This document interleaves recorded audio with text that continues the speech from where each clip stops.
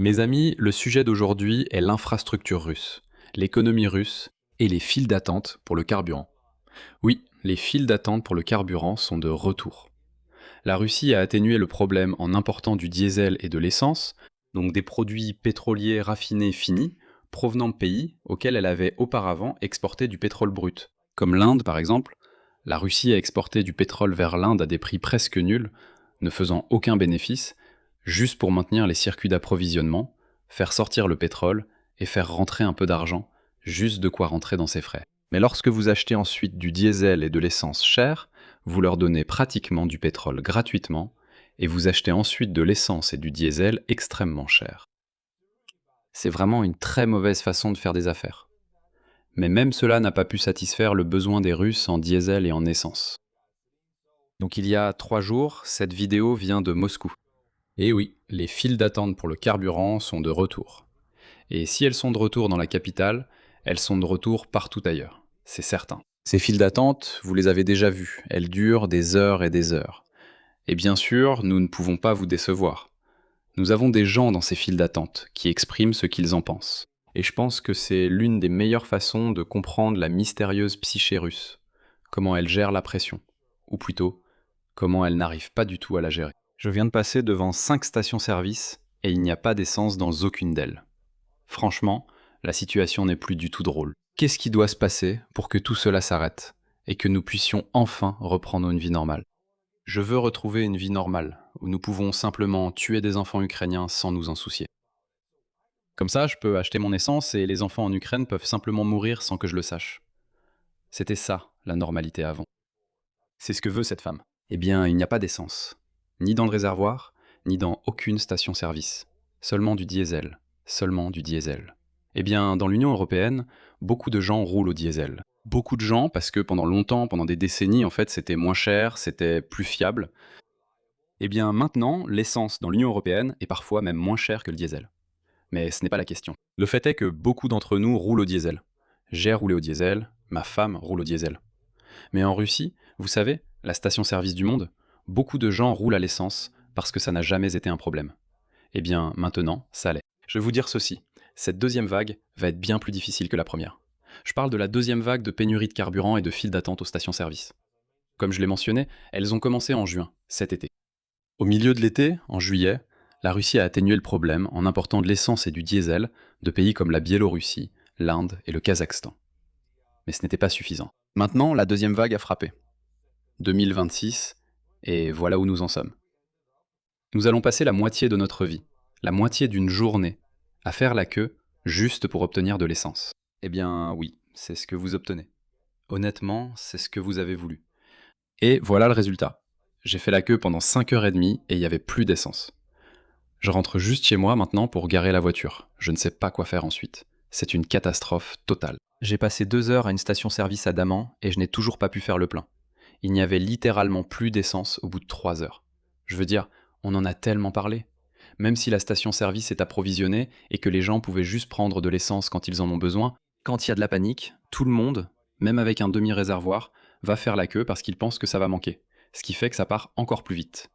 C'est comme une panique bancaire. C'est une ruée sur l'essence. Il y a une file d'attente et il y a encore des gens qui attendent. Je suis debout ici depuis 40 minutes et rien ne bouge. Tu sais ce qui est fou? Il y a de l'essence, mais les gens ordinaires ne sont pas autorisés à en acheter. Seuls ceux qui ont une sorte de carte spéciale, le ministre de la Défense, la police, et ainsi de suite, peuvent en avoir. Et bien sûr, ces types avec les cartes spéciales, la police et le ministre de la Défense, ils vont en acheter plus qu'ils n'en ont besoin. Et puis quand il y a des pénuries d'essence, les prix montent à des niveaux fous, et ils vont la vendre au marché noir, directement dans la rue, aux gens qui en ont besoin. Des gens avec des enfants, des gens qui doivent aller travailler, ils gagnent un salaire minimum ou moyen en Russie, ce qui représente rien. Donc ces types de la police et du ministre de la Défense vont se faire un paquet d'argent en vendant à des gens déjà dans le besoin. Parce que c'est le capitalisme que la Russie a adopté dans les années 90, et ils l'ont vraiment adopté à fond. Tu n'as aucune idée à quel point ils aiment gagner de l'argent sur le dos de leurs compatriotes qui souffrent déjà. Je n'aurais jamais pensé que dans notre monde moderne, dans cette société soi-disant civilisée, avec tout notre progrès technologique, eh bien, le mot important, c'est soi-disant. Cette femme russe a raison. C'est soi-disant civilisé, mais pas vraiment. Après tout, elle n'est pas la Russie. Nous pourrions être confrontés à un problème comme une pénurie, un manque total d'essence. Et après, une pénurie de pain? Plus de pain du tout.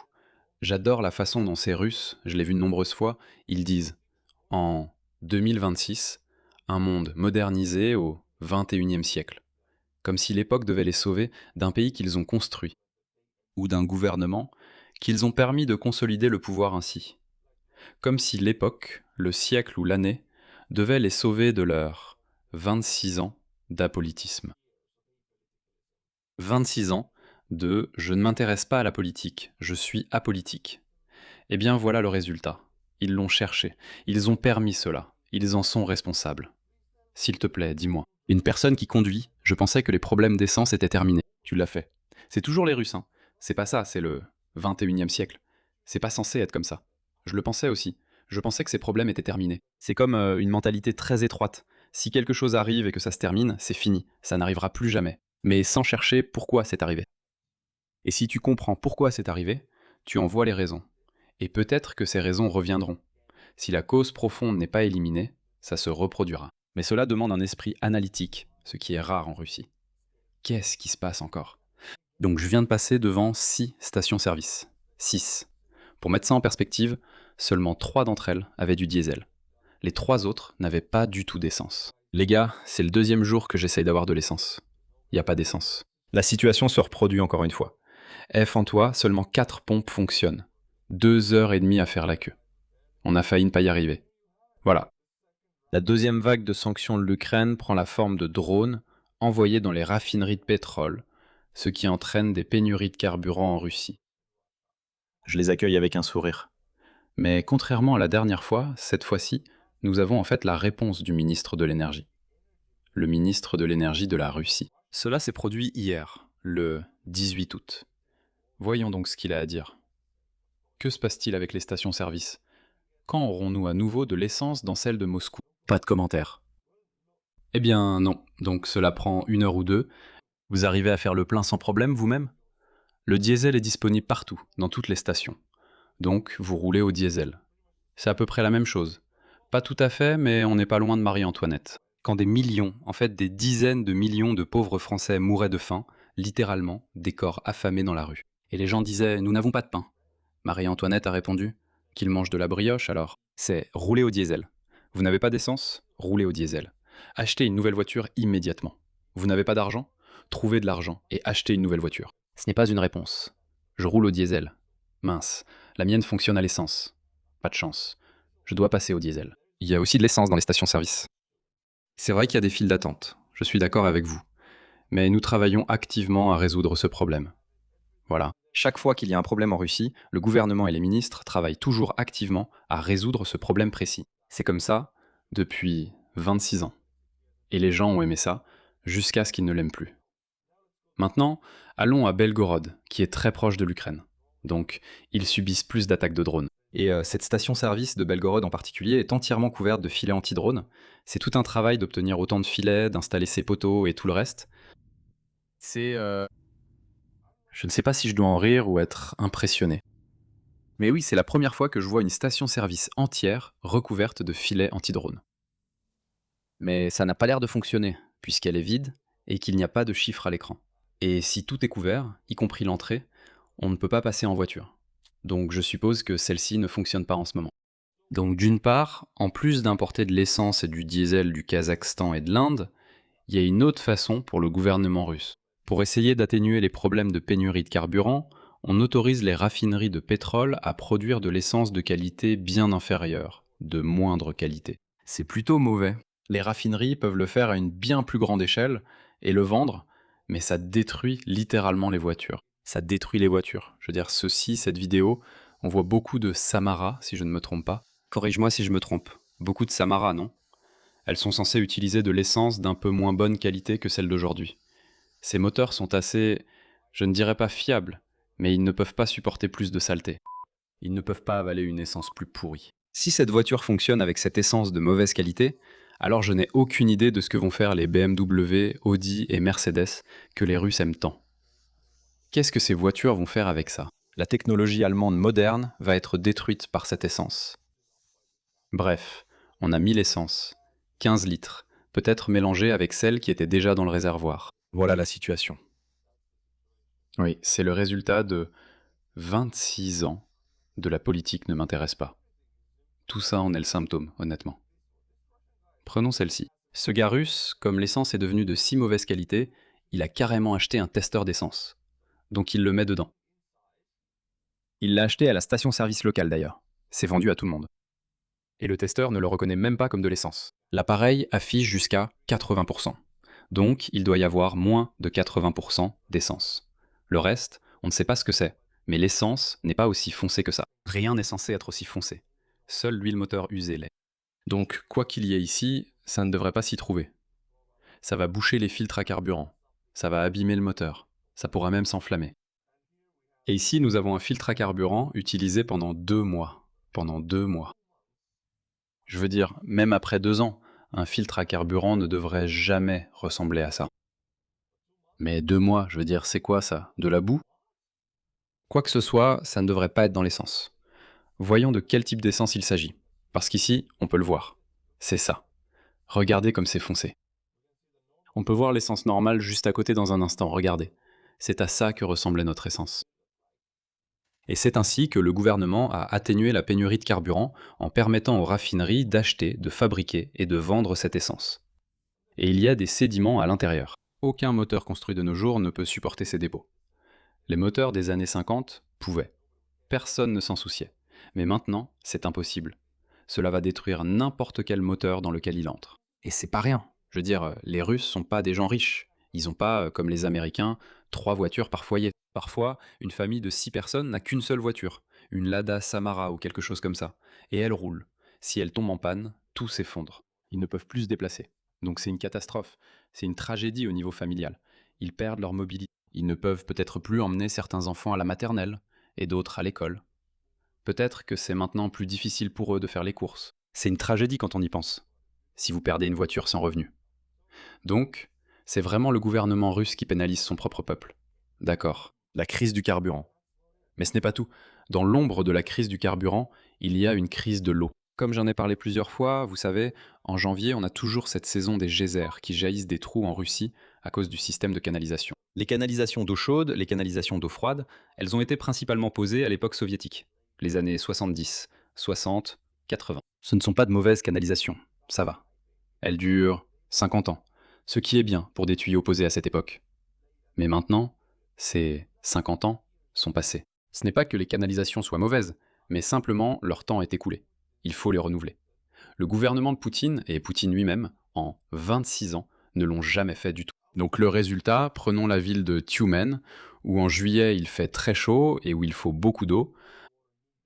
Les eaux usées et des carcasses d'animaux se sont retrouvées d'une manière ou d'une autre mélangées à l'eau potable dans le réseau principal de canalisation. Et l'eau de tout le monde puait la charogne en décomposition.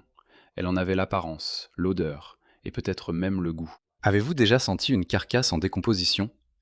Si cela sort de votre robinet, vous ne pouvez pas l'utiliser. Mais Tyumen compte 800 000 habitants, et en juillet, il va faire chaud. Voici des gens qui encombrent un parking parce que de l'eau vient d'arriver dans l'un des magasins. Ils vont tout prendre en 5 minutes. Tout le monde est à court d'eau. Les gens ne peuvent pas se laver, les gens n'ont pas d'eau potable parce que les réseaux de canalisation sont vétustes, se dégradent et se contaminent les uns les autres. Et cela va rendre les gens malades. C'est tellement dangereux. Alors tout le monde attend l'arrivée des camions-citernes du gouvernement dans une ville de près d'1 million d'habitants. C'est même difficile à décrire. Regardez ça. Un camion-citerne vient d'arriver et les gens se ruent dessus. Et à l'arrière, on peut voir évidemment une maison fraîchement construite. Elle doit avoir, je dirais, 3 ou 4 ans, max. Je suppose que cette maison a été construite au moment de l'invasion à grande échelle de l'Ukraine. Ils ont construit ça, mais ils n'ont pas d'eau.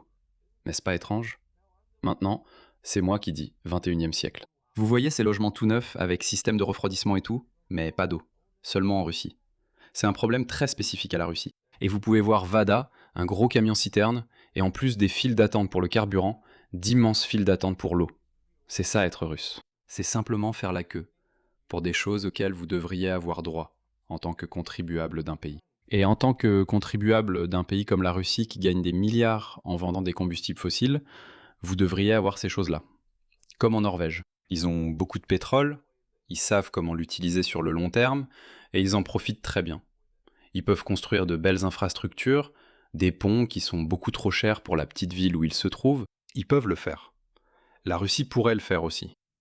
Mais le gouvernement a différentes options, et les gens sont apolitiques. Ils ont été apolitiques. Voilà ce qu'ils ont commandé pendant 26 ans. Et maintenant, leur commande est arrivée. Faire la queue avec des bidons en plastique, dans un pays qui gagne des dizaines de milliards en vendant du pétrole. Et quelles sont les conséquences de cela pour la Russie rurale? Parce que nous voyons les villes, nous avons vu Tiumen avec des complexes d'appartements nouvellement construits, qu'ils vendent avec des prêts hypothécaires aux gens. Et qu'en est-il en dehors des grandes villes? Je ne montre pas vraiment ça. Maintenant je sais. On peut chipoter. On peut aller aux États-Unis ou en Allemagne, aller à la campagne et trouver un vieux bâtiment. D'accord, ce n'est pas chipoter. Si vous allez sur Google Maps en Russie et que ces voitures Google Maps ont traversé ces trous paumés, je vais vous montrer quelque chose tout de suite. Regardez ce magasin. C'est tellement chaleureux. Je pense que, à l'époque de Staline, le gang de rue du Chat Noir avait l'habitude de cambrioler des magasins comme celui-ci.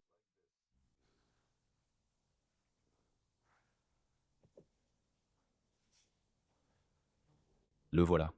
On avait ça dans les années 90, d'ailleurs, en Estonie. Nous nous en sommes éloignés maintenant. Même la campagne a été entièrement rénovée par l'Union européenne en Estonie. C'est ce que fait l'Union européenne. Ils remettent tout votre pays en état. Donc on n'a plus du tout ça, nulle part. Qu'en penses-tu? 2026. Et nous sommes sur un pied d'égalité avec la Chine.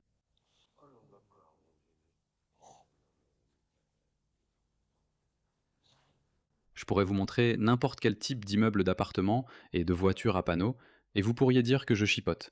Mais ce n'est vraiment pas le cas. Nous avions ça il y a 30 ans. Toute l'Union soviétique était comme ça il y a 30 ans. Et maintenant, vous pouvez voir la différence. Allez voir la différence. Voyagez dans les anciens pays soviétiques, comme les pays baltes, la Pologne, et allez voir la différence. Et en Russie, rien n'a changé. Donc maintenant, je veux juste mettre un peu tout ça en perspective, pour vous comme pour moi. À propos de l'argent, tous ces problèmes d'eau que j'ai mentionnés, réparer les canalisations, c'est vraiment cher. Il faut enlever tout l'asphalte, il faut creuser jusqu'aux tuyaux, il faut poser de nouveaux tuyaux, remettre l'asphalte. C'est un travail très coûteux. Réparer ce magasin en particulier, je vous l'ai dit, le rénover, c'est un travail coûteux. Réparer le réseau de gaz, les conduites de carburant et de gaz, c'est-à-dire protéger les raffineries de pétrole contre les drones ukrainiens, disons-le comme ça, même si on ne devrait pas commencer la guerre en premier lieu. Mais de l'argent a été alloué à ces raffineries de pétrole pour installer les filets de protection. Il a été volé. Donc, avec tout cet argent, tous ces problèmes pourraient être atténués ou résolus, mais il y a des drones et des missiles qui volent vers Kiev. Voyons le prix de ces missiles et voyons ce qui aurait pu être accompli avec cet argent. Bonjour à tous, je m'appelle Kyusha. Je suis une femme russe qui a déménagé de Russie en Ukraine pendant la guerre. Je veux parler du coût de l'attaque d'aujourd'hui sur Kiev et du nombre d'enfants en Russie qui auraient pu être sauvés avec cet argent. Cette nuit, la Russie a lancé 66 missiles Iskander-M et 106 drones d'attaque Shahed. Un missile Iskander coûte environ 3 millions de dollars. Un drone Shahed, selon la chaîne de propagande Tsargrad, coûte 27 000 dollars. Et c'est entre 25 000 et 50 000 dollars selon le modèle. Quelque chose dans ces eaux-là. Vous voyez l'idée. Si on additionne tout, cette seule nuit a coûté environ 21 millions de dollars. Et au taux de change actuel, cela représente environ 1,75 milliard de roubles. Je suppose que c'est un milliard. Cet argent a été dépensé pour apporter la mort et la destruction dans la ville de quelqu'un d'autre. Aujourd'hui, en Russie, la fondation caritative Aleisha est active. Et en ce moment, elle collecte des fonds pour le traitement de 32 enfants gravement malades. Ce sont des enfants russes ordinaires, sans traitement. Ils mourront. Roma Herford, 7 ans, dystrophie musculaire. Son traitement nécessite 250 millions de roubles. Artem Gorbunov, 17 ans, a besoin de 26 millions de roubles. Sinon, il perdra la capacité de voir, de parler et de respirer. Et 30 autres enfants avec des profils similaires, chacun représentant une vie humaine. Sacha Birgenko, Marusha, Bolodnikova, Slava Sobolev. Tous ces enfants ont une maladie rare, vous savez, et ils ne peuvent pas obtenir de l'aide du système de santé.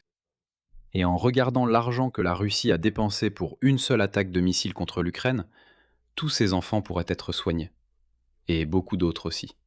Et ça, c'est juste pour une nuit. Et une nuit sur deux, une telle somme est gaspillée en missiles et drones envoyés sur Kiev et d'autres régions. Ce sont des enfants. En Russie, en tant qu'enfant, tu n'as de la valeur que si le gouvernement voit que tu peux mourir pour lui au front dans le futur. Si tu as une maladie mortelle qui t'emportera dans 5 ans, il considère qu'il n'y a aucun intérêt à investir en toi, car tu ne pourras pas encaisser les tirs ennemis sur la ligne de front. C'est tellement triste quand j'ai vu cette vidéo. J'ai vu les visages de ces enfants en Russie. Ils sont tellement jeunes qu'ils ne peuvent pas encore assumer la responsabilité d'être apolitiques ou non. Ce sont des enfants. Si ils ont 18 ans et qu'ils ne vont pas voter, alors ils assument la responsabilité, dans un système démocratique, de permettre à ce gouvernement d'exister. Mais être un enfant de 5 ans en Russie, là je m'arrête. Ils n'ont aucune responsabilité dans cette guerre, ni dans les actions de leurs parents, ni dans celles de leur gouvernement pour l'instant. Dans 15 ans, ils en auront. Donc c'est très difficile pour moi de regarder ça. Ces enfants, ils existent aussi en Estonie. Nous avons des fonds spéciaux importants qui leur sont alloués pour les sauver de ces maladies rares que le système de santé ne peut pas prendre en charge. Nous avons des fonds spéciaux pour cela. En Russie, ces enfants sont livrés à eux-mêmes, et ils mourront dans 5 ou 6 ans. C'est tout. Je vous montre simplement que c'est la réalité. Je vous montre les visages de ces enfants qui seront morts dans 5 ans. Pas à cause de la guerre de Poutine et d'aller au front, mais parce qu'ils ont simplement été négligés par l'État, par le gouvernement. Ce ne sont que des enfants. Il y a aussi des personnes handicapées. Il y a des personnes avec un handicap mental. C'est difficile. C'est un sujet difficile pour moi. Ça me touche profondément. Maintenant, en voyant cela, je veux vraiment que les responsables ressentent cette douleur. Vous savez, parfois vous me voyez être content quand les Russes souffrent. Vous savez, ces enfants sont devant mes yeux. Ce sont des enfants russes. Prenons alors les enfants ukrainiens qui souffrent à cause des missiles. Une fillette de 5 ans perd ses 2 jambes. Elle ne marchera plus jamais. Ça me révolte. Cela me donne envie que les Russes ressentent cette douleur, qu'ils s'éduquent, qu'ils apprennent à travers cette souffrance. C'est ça, mes amis. Vous me retrouverez chaque lundi, mercredi et vendredi. Donc, jusqu'à ma prochaine vidéo, assurez-vous de vous abonner à la chaîne. N'oubliez pas de revenir. Et au revoir.